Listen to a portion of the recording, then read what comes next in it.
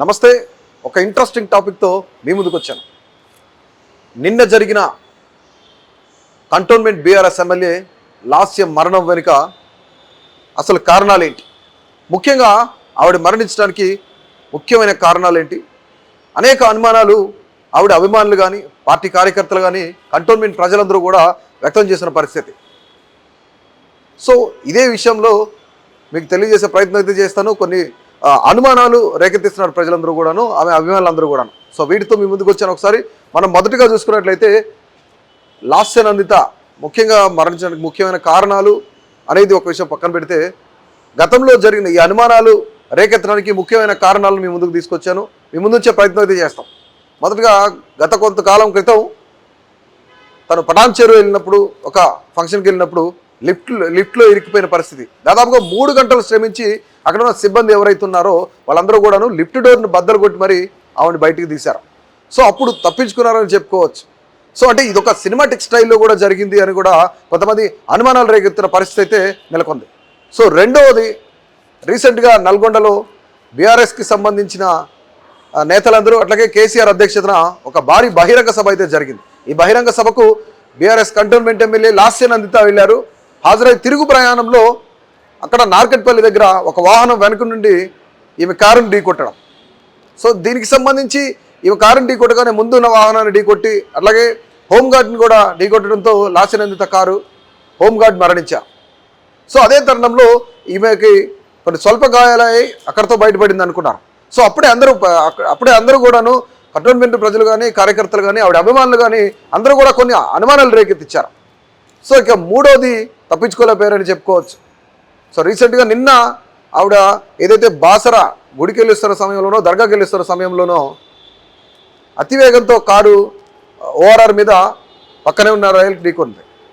So రైలింగ్కి ఢీకొన్నప్పుడు అదుపు తప్పి car దానికి ఢీకొన్నప్పుడు లాస్య నందిత స్పాట్లోనే అక్కడికక్కడే మృతి చెందారు.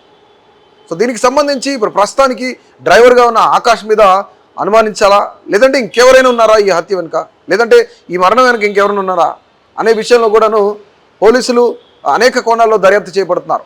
ఇదే విషయానికి వాళ్ళ లాస్య నందిత సిస్టర్ ఎవరైతే ఉన్నారో ఆవిడ డ్రైవర్ ఆకాష్ మీద కేసు పెట్టడం కూడా జరిగింది. సో ఆకాష్ని విచారించే సమయంలో ఆకాష్ ప్రతి విషయం కూడాను అసలు ఈ యాక్సిడెంట్ ఎట్లా జరిగిందో నాకు తెలియదు, సో నాకైతే గుర్తులేదు అని ఆకాష్ చెప్పిన పరిస్థితులు అయితే ఉన్నాయి. సో ఖచ్చితంగా అంటే గతం 2 సార్లు తప్పించుకున్నప్పటికీ కూడాను 3వ సారి తప్పించుకోలేని పరిస్థితి. గతంలో ఇలాంటి విషయాలన్నీ కూడాను సినిమాలో జరుగుతూ ఉండేవి. అంటే ఒకసారి మిస్ అయితే రెండోసారి మిస్ అయితే 3వసారి అన్నట్లుగాను. సో ప్రతి ఒక్కళ్ళు కూడాను కొన్ని అనుమానాలు వ్యక్తం చేస్తున్నారు. నిజంగా మొదటిసారి రెండోసారి తప్పించుకున్నప్పుడు కూడాను ప్రజలందరూ కూడాను ఆవిడ అభిమానులందరూ కూడాను కొన్ని అనుమానాలు వ్యక్తం చేశారు. సో దీనికి సంబంధించి 3వసారి నిన్న జరిగిన యాక్సిడెంట్లో అయితే తప్పించుకోలేకపోయారని చెప్పొచ్చు. ఆకాష్ నిజంగా అంటే ఇద్దరు మాత్రమే కారులో ఉన్నారు. సో నిజంగా ఒక ఎమ్మెల్యే స్థాయి వ్యక్తి బయటికి వెళ్తున్నారంటే ప్రోటోకాల్ పాటించాలి కంపల్సరిగా. 2 గన్మెన్లు అయితే ఉంటారు. సో 2 గన్మెన్లకి ఎందుకు తెలియదు? సో పిఏ ఏమయ్యారు? కేవలం పిఏ ప్లస్ డ్రైవర్గా పనిచేసిన ఆకాష్ కారులో ఉన్నారా? సో 2 మాత్రమే ఉన్నారు. 2లో లాస్ట్ నందిత అప్పటికప్పుడే స్పాట్లోనే చనిపోవడం జరిగింది. అలాగే ఇప్పుడున్న ఆకాష్ కొంతమేర అతనికి తీవ్రమైన గాయాలయ్యి అతను కూడా హాస్పిటల్లో అడ్మిట్ అయ్యారు. సో దీనికి సంబంధించి ఏం జరిగింది ఏంటి అనేది కూడా విచారించడానికి పోలీసులు హాస్పిటల్కి వెళ్ళిన తరుణంలో ఆకాష్ నాకు ఏం జరిగిందో తెలియదు, ఆ టైంలో నాకు గుర్తులేదు అని కూడా చెప్తున్నారు. సో గుర్తులేదు అనడానికి అనేకమైన కోణంలో కూడాను పోలీసులు దర్యాప్తు చేపడుతున్న తరుణంలోనే ఇదే విషయంపై కొంత ఆకాష్కి డ్రంక్ అండ్ డ్రైవ్ టెస్ట్ కూడా చేయడం జరిగింది. అట్లాగే ఈ మరణం వెనుక ఎవరైనా ఉన్నారా అనే కోణంలో కూడాను పోలీసులు దర్యాప్తు చేస్తున్నారు. సో ఖచ్చితంగా మరికొద్ది రోజుల్లో ఆకాష్ కోలుకుంటేనే దీని వెనుక ఈ యొక్క యాక్సిడెంట్ వెనుక ఎవరున్నారు ఎవరు లేరు అనేది కూడా తెలిసే ప్రయత్నం అయితే జరుగుతుంది ఖచ్చితంగా. సో ఇదే తరుణంలో ఆకాష్ మీద కూడా కేసు బుక్ చేయడం కూడా జరిగింది. అసలు ఏం జరిగింది అనేది ఆకాష్ పూర్తిగా కోలుకుంటేనే ప్రతి ఒక్కళ్ళు కూడా అర్థమయ్యే పరిస్థితి అయితే ఉంది.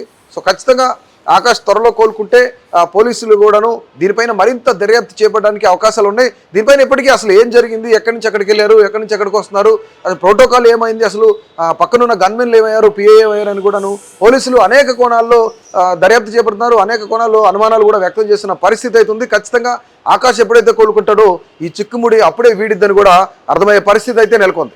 Please do subscribe to Please do subscribe to Please do subscribe to Please do subscribe to KTV Telugu. KTV Telugu. KTV Telugu. KTV Telugu. to KTV Telugu. KTV Telugu. Please do subscribe to KTV Telugu.